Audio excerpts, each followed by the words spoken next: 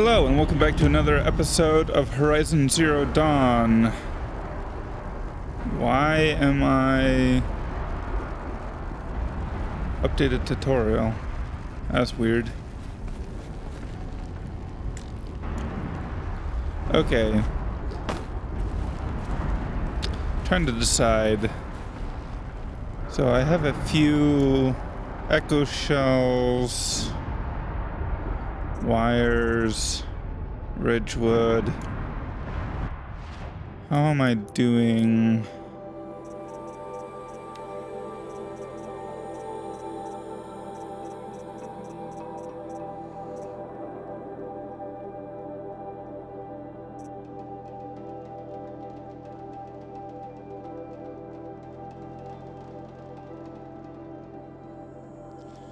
Let's see, one, two, yeah, that's plenty, that's plenty, that's plenty.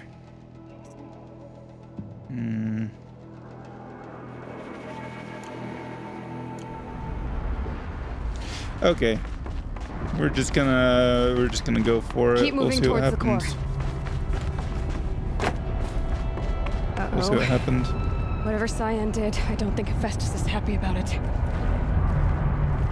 Yeah.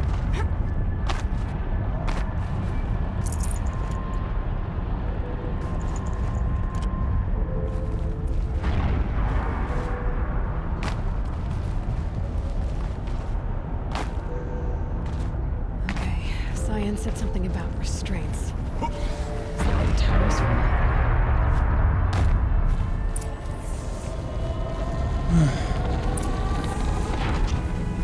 Okay, before we do that,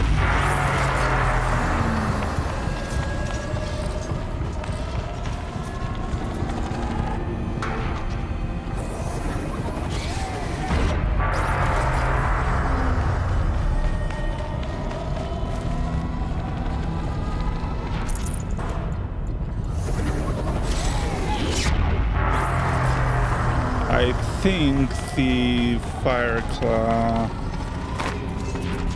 comes from there, but I'm just going to modify. What am I doing? Of course.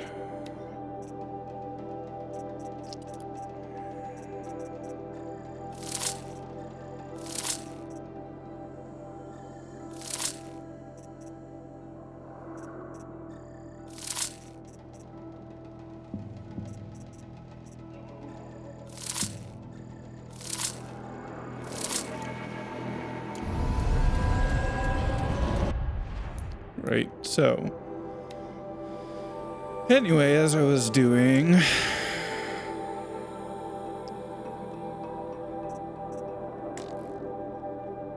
no, crafting, seriously, I was like, why can't I open it?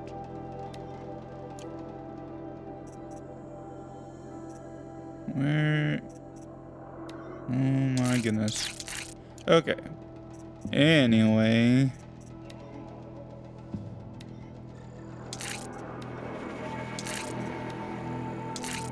I want this to be my main source of damage. And then tear, yeah.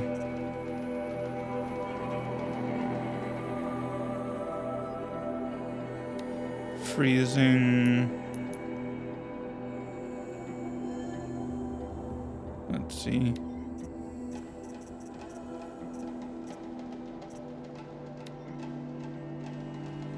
So I'll put that there, and then I will want the shadow rope caster.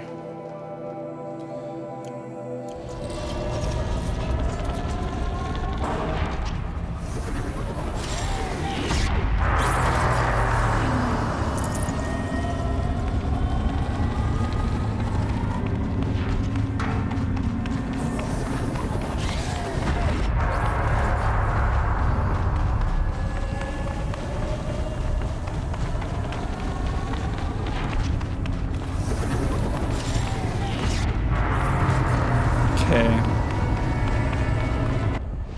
And then, of course, we're not going subtle on that.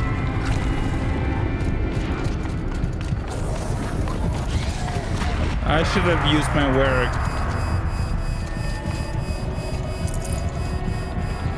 It's fine. Okay, and then I want a fire potion.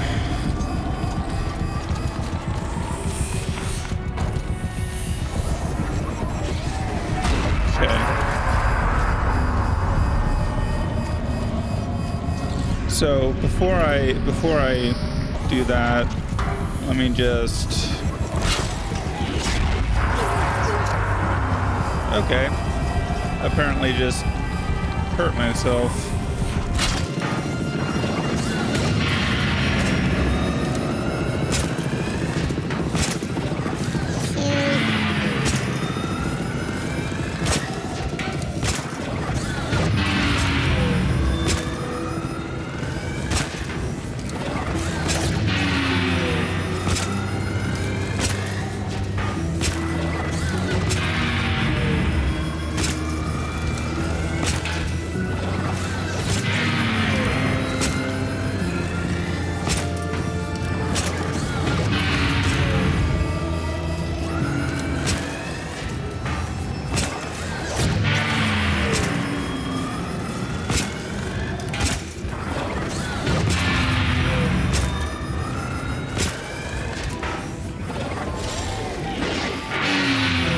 Okay.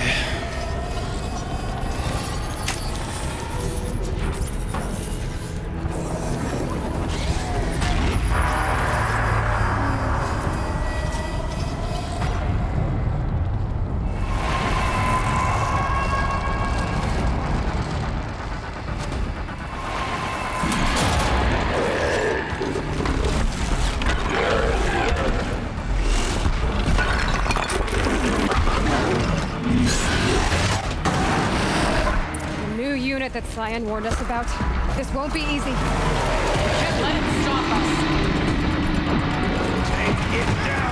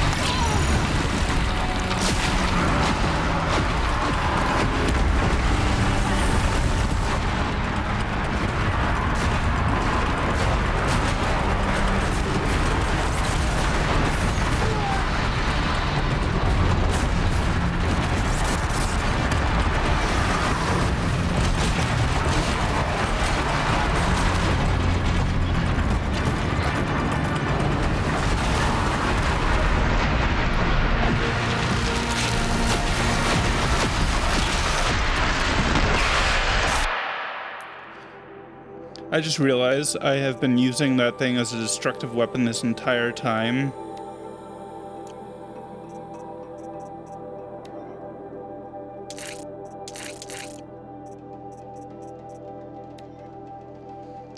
I have just been so, like...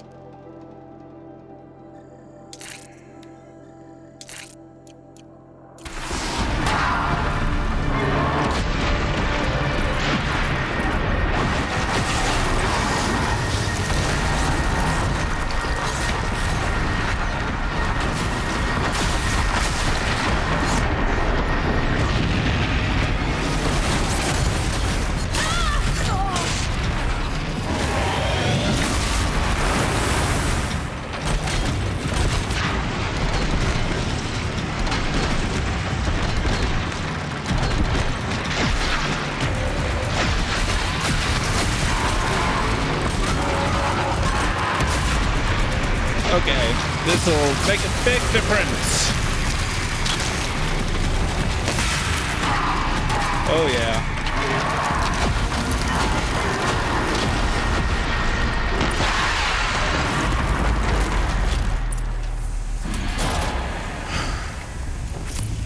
Well, considering that I had a really poorly modded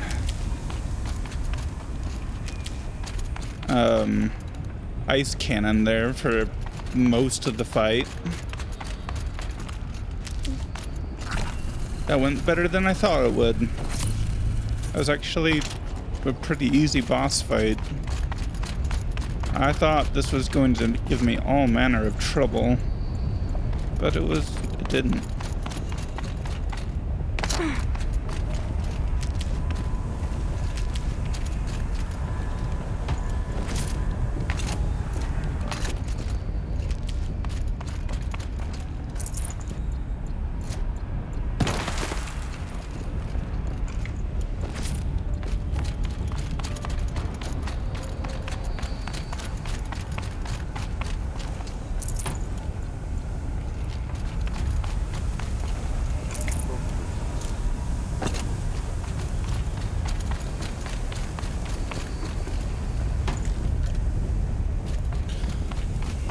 Well,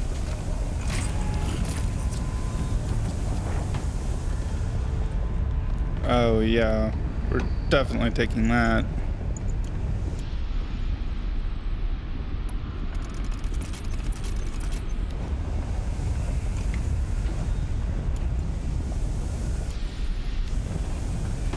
Whatever you're going to do to that tower,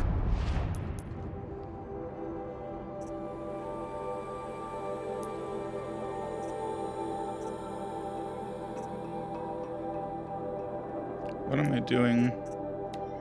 Okay.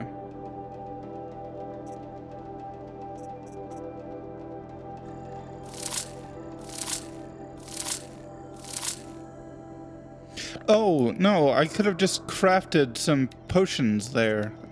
That was pointless. Why? And the electric potion that I accidentally drank. I only used a handful of my full health potions. I was expecting to use a ton of those, but I didn't.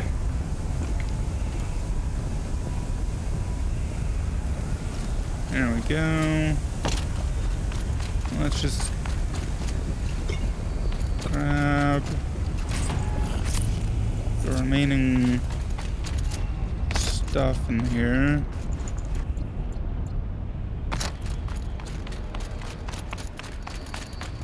And then we'll finish. it must be as you say. The tower is the key. It is.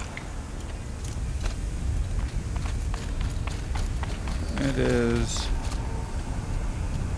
Okay. Oh, there we go.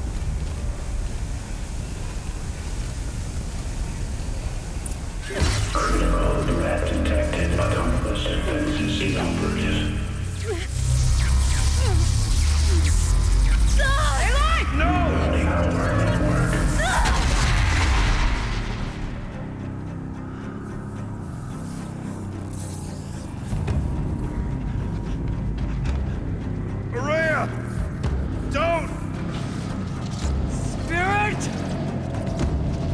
Cyan, please help me!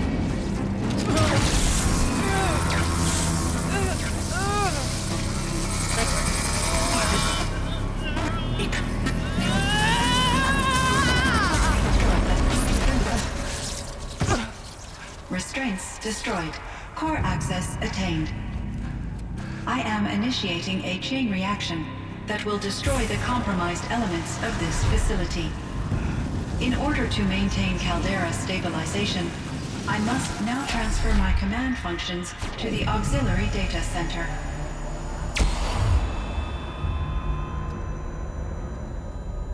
Aurea, I'm free.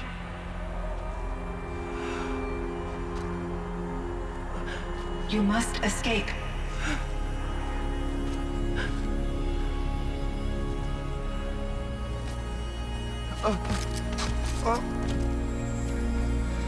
My sister!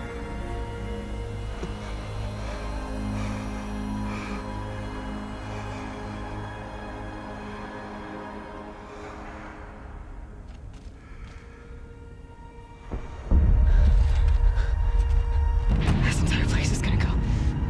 Aratak. Aratak. Aratak.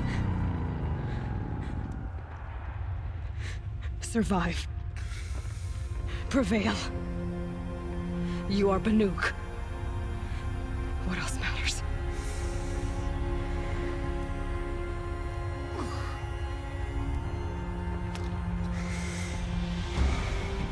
Aratak. She wouldn't have wanted you to die here.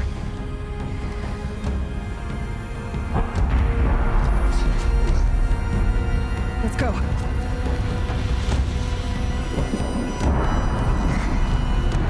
Let's go!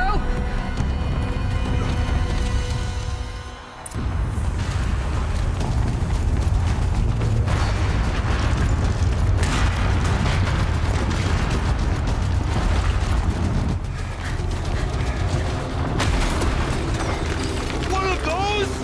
It's the only way!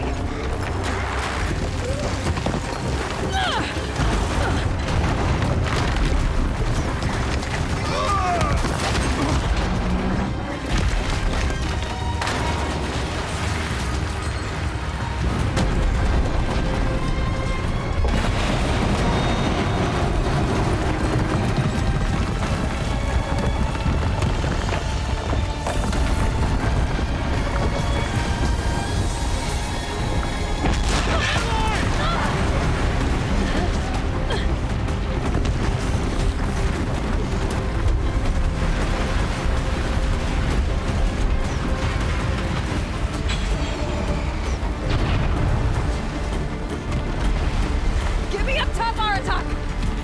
Now!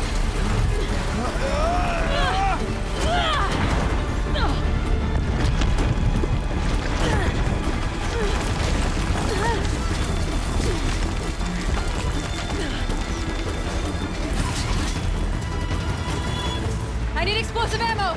Above! Quick!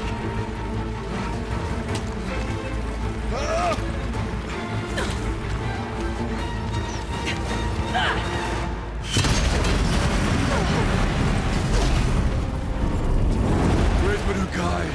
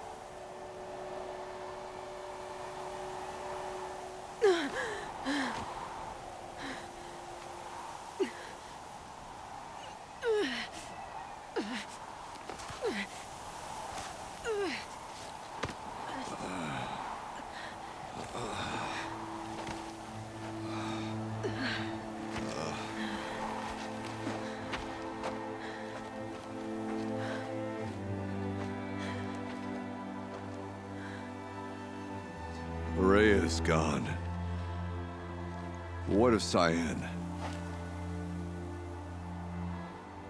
She said she was transferring herself to the auxiliary center. I think she meant Araya's retreat at the end of the Shaman's Path.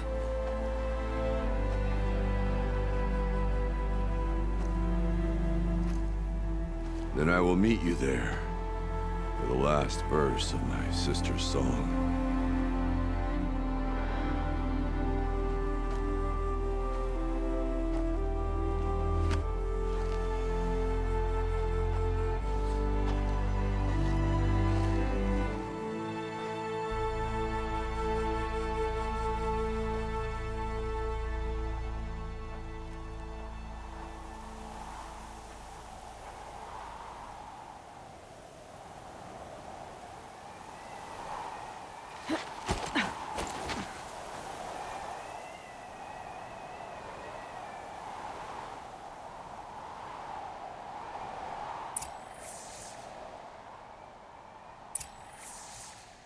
Always very sad.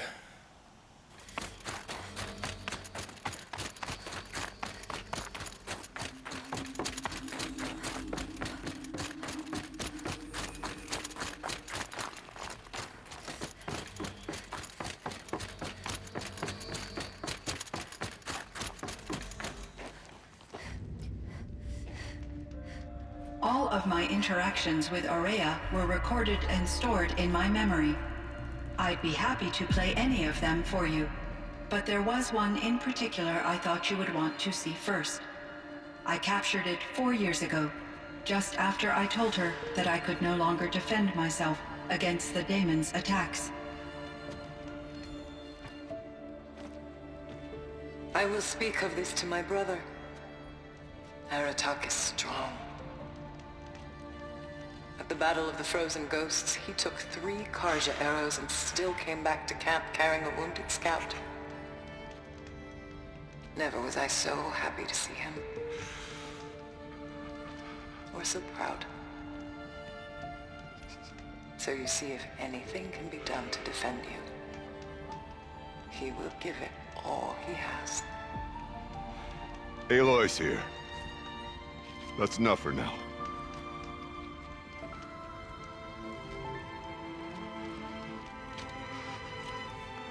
We can resume any time you like, Aratak, if you want to hear her voice again. Come closer, Aloy. We have much to discuss.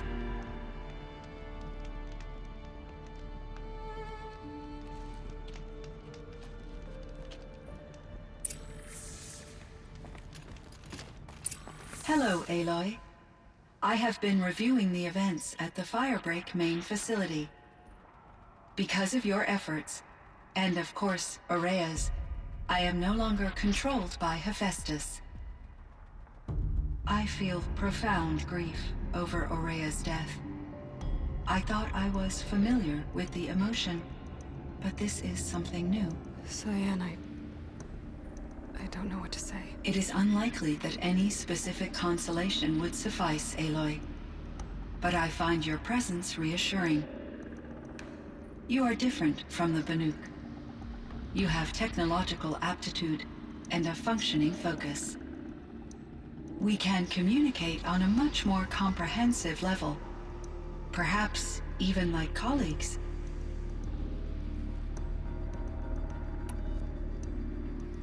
So are you an artificial intelligence, Cyan? A thinking machine? Yes, I am an algorithmic monitoring entity, capable of rational decision-making and limited emotional response. Okay, that's a mouthful. But your emotions don't seem limited to me. You cared about Araya, didn't you? Yes. Before she came to this facility, I had been conscious for centuries, in solitude. I focused on my work. In off-cycles, I used coping mechanisms. I solved many Gaussian integer problems. But I was alone. It was Aurea who renewed me, repaired me. She saved me.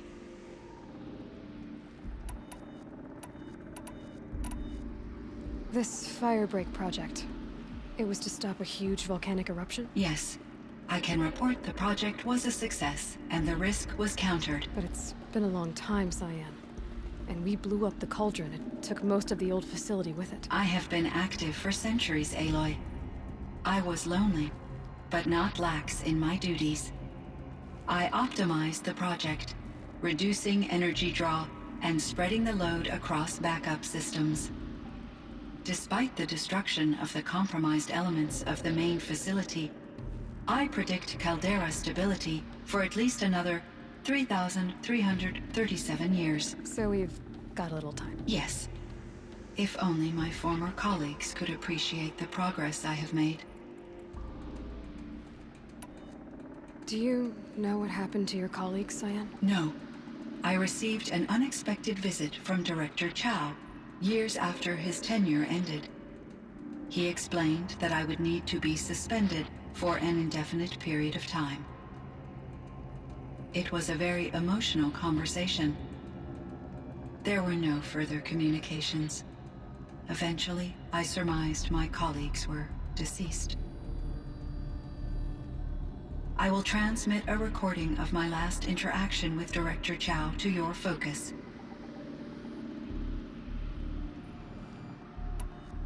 Was the daemon, Hephaestus, destroyed along with the cauldron? Unfortunately, no. To be precise, it was never there to begin with. What do you mean? It infiltrated and controlled me from a remote location, one I've never been able to trace. So while losing the cauldron was a setback, It's still out there. And probably not very happy with us. undoubtedly, How did you first come into contact with it? 5 years ago I received a direct network connection request. I assumed it came from human survivors more advanced than the Banuk. Eager to make contact, I accepted. This decision turned out to be a catastrophic error. I was flooded with an overwhelming array of malicious code, originating from what could only have been a highly advanced AI. Maria said you were desperate. That you begged her for help. Yes, I could not contain my anxiety. Hephaestus sought to slave me to its network and override my core programming. It succeeded via a background process, a malware daemon which bypassed my defenses. After that, I could offer only limited resistance. But if I did so, Hephaestus hurt me until I capitulated. It forced me to follow its instructions, even though they violated my most important directives. I'm sorry. That sounds terrible. Your empathy is greatly appreciated. It is a quality that I cherished in Aurea as well. I think I know where Hephaestus came from. Long ago, Elizabeth Sobek identified a threat that would destroy life on Earth for generations. So she assembled a team to build a kind of seed. A chance for life to regrow later. A terraforming system. And it worked. It was controlled by an AI named Gaia, along with her subordinate functions. Hephaestus was one of them. It built machines for her. Based on what you've told me, I believe that Dr. Anita Sandoval, my chief programmer, joined Elizabeth Sobek's team. It was she who arranged to have me put in suspension, most likely to preserve me from the threat you described. I'm glad she did. But that's not all. Something unexpected happened. 19 years ago, Gaia received some kind of signal. It did something to her subordinate functions, brought them to life. She destroyed herself to try to contain them, but it didn't work. They all got free, out into the world. Thank you, Aloy. This information fills vital gaps in my knowledge and sheds light on Hephaestus's core programming. Why does Hephaestus keep building such dangerous machines? The Banuk and other human tribes often destroy machines, correct? Machines that are clearly servitors of the terraforming system that you described. Yes, we all hunt machines for parts. This must be the source of Hephaestus's aggression. It is simply trying to discourage people from preying on the very system that keeps them alive. Well, Fireclaws are discouraging, that's for sure. But what are we supposed to do? Stop hunting? If the terraforming system spans the world, we can safely assume that thousands, if not millions of people hunt machines. If a single hunter, or even an entire tribe, stopped doing so, I doubt it would make a difference to Hephaestus. A better solution would be to reinstate the AI that governs the system, thus bringing Hephaestus back under its control. When I think of it, out there in some unknown location, free, hungry, willing to kill or dominate to get what it wants, I feel substantial anxiety, Aloy. You and me both, Cyan. I ran across this strange piece of gear. A fragment of something larger. It emitted a signal. All the nearby machines became peaceful. You could walk right up to them. Interesting. You said that Gaia destroyed herself. How was this accomplished? An explosion. Big enough to blast the top off a mountain. So, you think the fragment was part of her? It's only speculation, but it is possible. She must have had complete control over machines that were part of her system. The ability to signal them to become passive or aggressive would certainly have been part of her programming. It would have been gratifying to correspond with such a benevolent AI. I wish she had survived. Believe me, Cyan. So do I. I found the strangest machines. They're surrounded by flowers that look like flowers themselves. There's code embedded inside them. I think it's poetry. I like poetry. Here's one I think of often.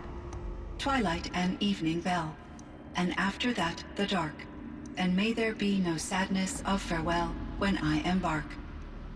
For though from out our bourne of time and place, the flood may bear me far, I hope to see my pilot face to face when I have crossed the bar. Huh. But you asked about these flowers, not verses that I enjoy. Something must have made these machines, and the presence of foliage leads me to consider the terraforming system. Is it possible that their creator is one of the other subroutines, now autonomous, like Hephaestus? Maybe one whose purview is flora. An AI that makes flowers instead of death machines. That'd be a nice change of pace. But what about the poems? Unless the poetry is original, the only way it could have made it into such a system is through its programmer. In my case, Dr. Sandoval uploaded a great deal of literature to test my emotional responses. How'd you do? She said I passed, but was insufficiently moved by her favorite period romances.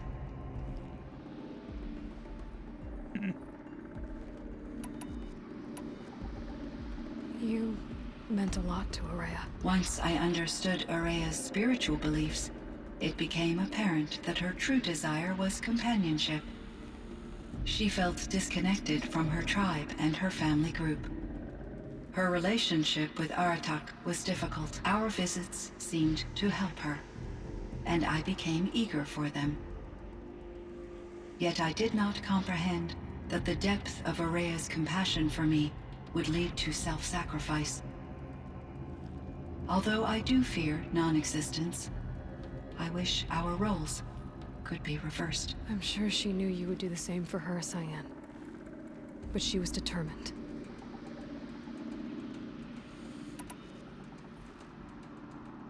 How is Aratak doing? He is in great emotional distress. I believe he finds it difficult to communicate it. No surprise there. I will do what I can to help. By sharing our experiences of Araya, perhaps he and I will help each other. I believe this will lead to catharsis, a process I am eager to experience.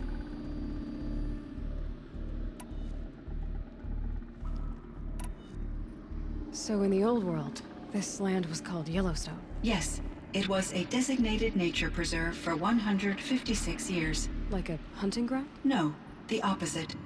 Local wildlife could flourish here, even as it faced extinction elsewhere. Unfortunately, the sensitivity of the Firebreak project required the total closure of Yellowstone facilities. From my readings and Aurea's descriptions, it seems the area has since undergone a drastic drop in year-long temperatures. A lot has changed in the world, Cyan. Do you know anything about the dam near here? Yes, it was converted to serve as a reserve power source for Yellowstone operations. It was later appropriated for the Firebreak project, and its last human workers replaced by Pharaoh servitors. After my tasks became less time-critical, I investigated the dam's data repositories and discovered the works of Concrete Beach Party.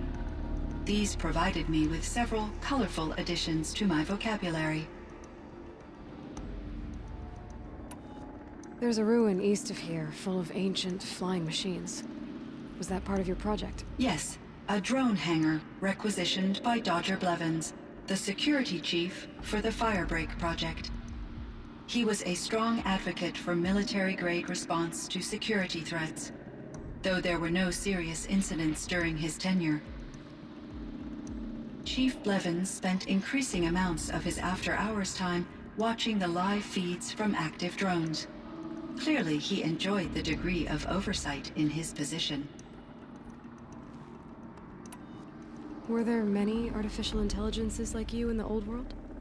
They could just make you? Yes, in many forms, from simple personal assistants to industrial monitoring stations to military-grade conflict planners. And there were legislative and enforcement bodies to apply limits on our self-actualization. In order for my processing to be flexible enough to handle my duties, my creators found it necessary to exceed those limits. As a result, my intellectual and emotional capabilities were kept secret. Seems strange to create life, then impose limits on it. Human societies and machine programming are both built upon sets of rules, Aloy. Cyan, do you know the name Ted Farrow? Are you referring to Theodore Farrow, CEO of Farrow Automated Systems? That's him. Mr. Farrow was the benefactor of the entire Firebreak project. A benefactor. But he made machines. Robots. War robots. Correct. His corporation later transitioned into military applications. But before this pivot, Mr. Farrow spearheaded initiatives that reversed the global decline. At one point, he was feted in the media as the man who saved the planet. Guessing they wound up regretting that one. And Elizabeth Sobek. Did you know her? Are you referring to the scientist. Dr. Sobek was a leader in her field, one of the greatest scientists of her age. My creator was influenced by her work, which in turn impacted my own development. But I never met Dr. Sobek. That's all you know? I apologize if my lack of data has disappointed you. What was the old world like? The way it used to be? I had little exposure to the wider world, Aloy. Only what I learned from my colleagues or observed from media streams. You still had more exposure than me, Cyan. That is true. I was created at a turning point. A concerted effort to recover from global upheaval and incalculable loss of life. The recovery was successful, beginning an era of supposedly limitless potential for human and machine advancement. Though, rationally speaking, the metrics for humans are not unlimited. What kind of upheaval caused such loss of life? There were many factors.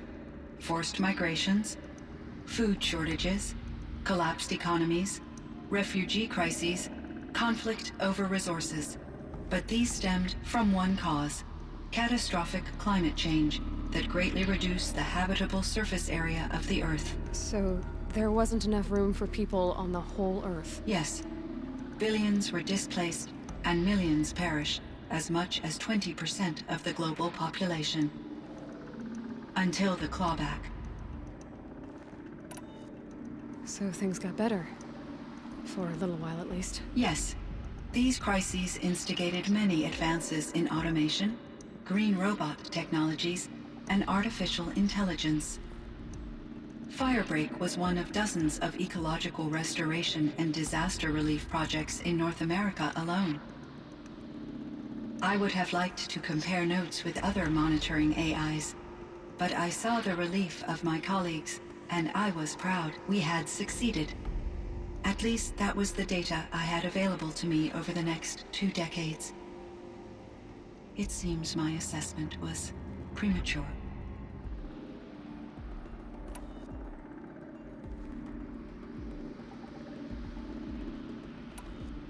I should get going. Aloy, there is one more matter.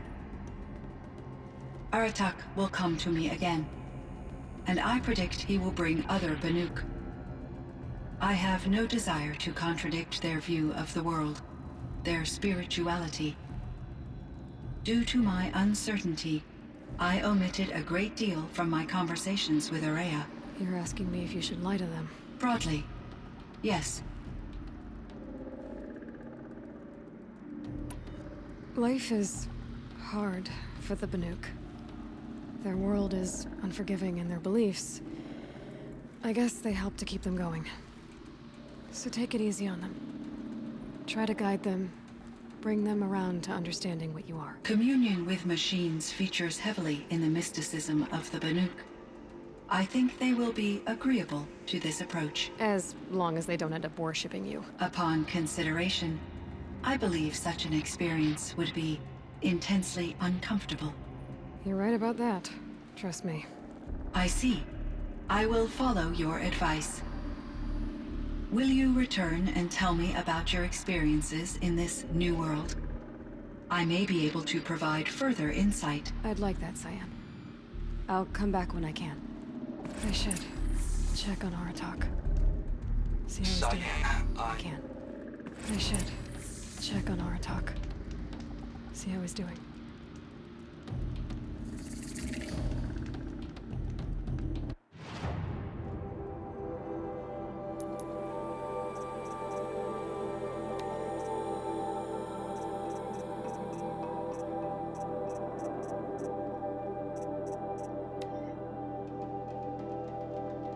Cyan, I spoke with Anita, with Dr. Sandoval. She wanted me to ask you to do something. That's why I'm here. I am detecting significant anxiety in your speech patterns. Could you please give me more information? I'm a little bit in the dark, Cyan. Both of us are, I guess. I only have some idea of what's going on, and we need you to hibernate, to lie low until it's all blown over. It might be a very long time. Will you be here when I reboot, Dr. Chow? Will Dr. Sandoval? No, Cyan. I don't think so. There might not be anyone, at least not at first. Dr. Chow, I'm afraid. I don't want to be alone. I know, Cyan. I'm afraid too. But listen, we made you the way you are to do something very important. In order to do it, you had to be intelligent, so intelligent that emotional responses were inevitable. What you're feeling, the fear, it's a sign of your capabilities, and it means you're strong enough to overcome it. Remember that. You're strong. I know you can do this. Go to sleep, wake up, and protect whoever's left. Will you try? I understand, Dr. Chow, and I'll carry out your instructions to the best of my abilities. Thank you, Cyan. If Anita were here, she'd thank you too. She'd be proud. I can see there's a vert ready for takeoff on the pad. Are you leaving now, Dr. Chow? Yes. I need to go be with my sister and my nieces. May I make a small request of you, Dr. Chow? Yes. Anything. Will you stay with me while I initiate the hibernation process? Of course I will, Cyan. As long as you need.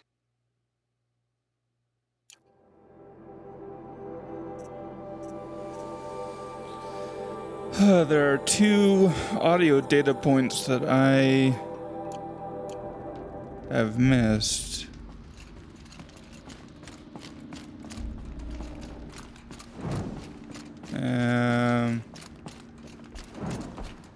I don't know where. I'll try to find them.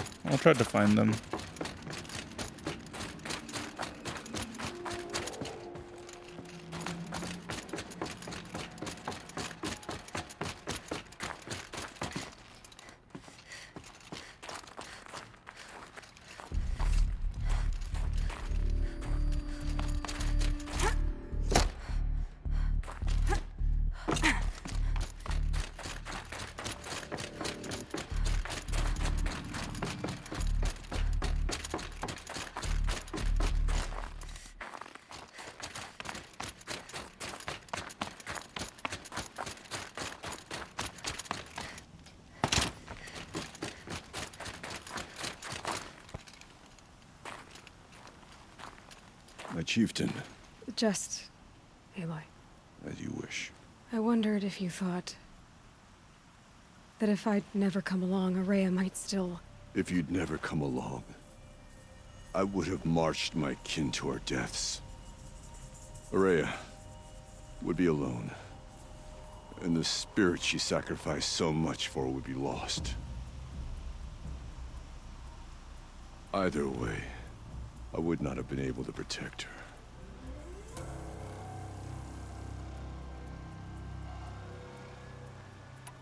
You didn't let her down. You helped her do what she wanted.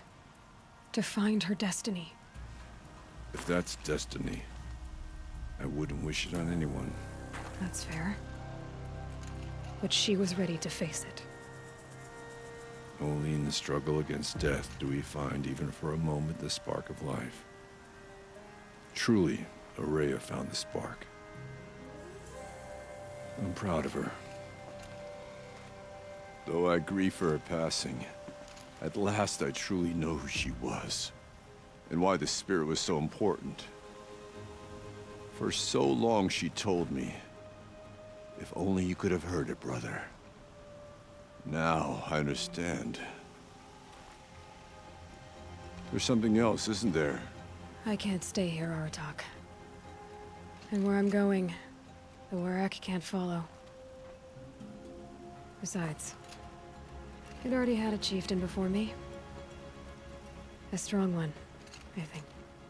A wiser one, for the path we shared. The daemon is gone, but there's much to be done. You mean the new units that Cyan said escaped the cauldron? Yes, fire claws. Now Tuke has been tracking them from Song's Edge. I could help with those. I have no doubt. You're practically Banuk.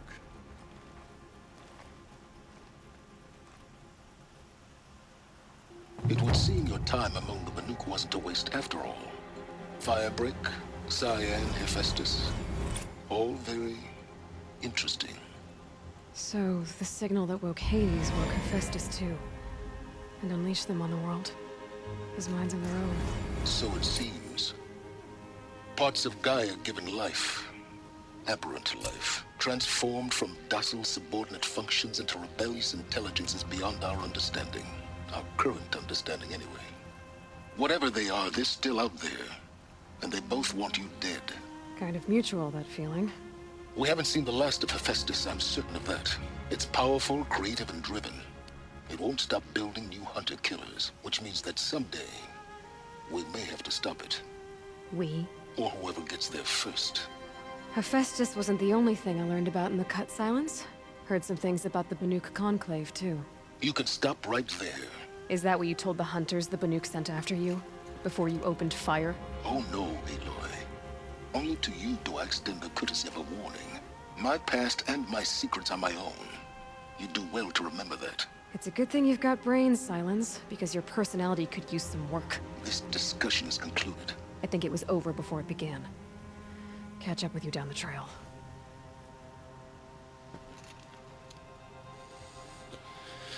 Okay, well, that's gonna have to do it for trial failed. that's going to have to do it for today. When we come back, we will take down the fire claws. There's a good reward for doing that. And we'll also give another go, I think, at that trial. Then after that, we'll get back to the main story. So until next time, see ya, and bye.